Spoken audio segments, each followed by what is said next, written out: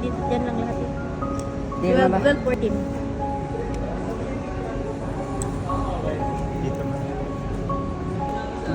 January 15. Eto, nandito kami sa school ni Bingbing. Mag-e-enroll ulit kami. Magbabayad ng tuition, ikapasko ulit. Kaya sinamahan ko ang anak ko. Eto si Iyo.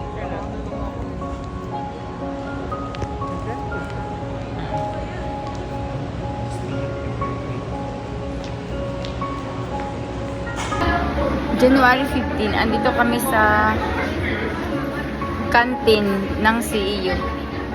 Kakain muna kami ni Bimbin. Kasi sarado pa yung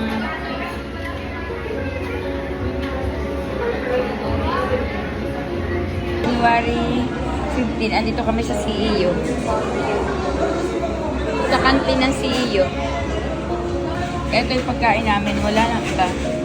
Ginatang sitaw na may kalabasa. Hindi nakain ito si Bimbin. Tapos ito yung kay Bimbin, oh. Hala, sobrang mahal ng pagkain dito sa CEO. 150 niya kami pumunta namin sa pharmacy. Mag-iingat kami. Good morning po, ma'am.